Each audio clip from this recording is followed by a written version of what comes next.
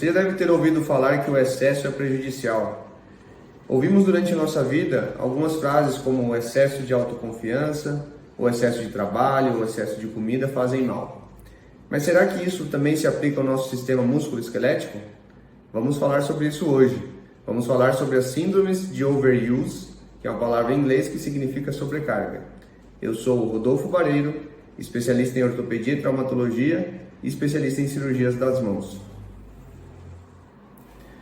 Então, a sobrecarga de trabalho, já seja por horas extensas de trabalho, movimentos repetitivos, ou a sobrecarga de exercícios, em pacientes que são esportistas, podem sim levar a um dano no nosso sistema músculo-esquelético.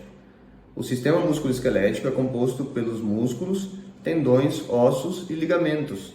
E também incluímos aqui o sistema nervoso periférico, que são os nervos que transitam através de nossos braços, pernas, e que podem também sofrer dano ou compressões nessas síndromes por sobrecarga. Existem várias doenças relacionadas a isso.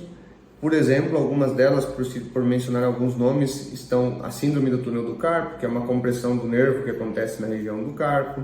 Existem as tendinites, que são muito difundidas na mídia, em todos os locais, ou inclusive conhecemos pessoas que têm tendinites crônicas, devido às vezes a algum esporte, ao trabalho.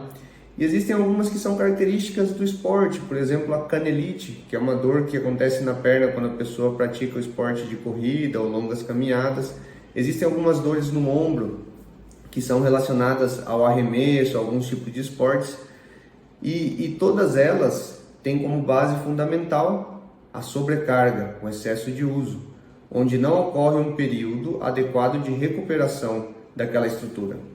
Então é importante sabermos que sempre que fazemos alguma coisa, o nosso organismo é capaz de executar, mas ele precisa de um período de recuperação para que aquele tecido não sofra dano.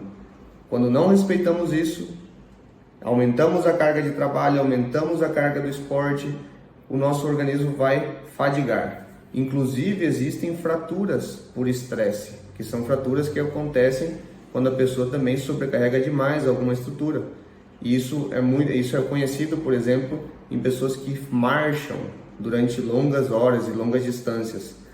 E essa síndrome, inclusive, de fratura por estresse, ela foi descrita pela primeira vez em 1855 em soldados prussianos.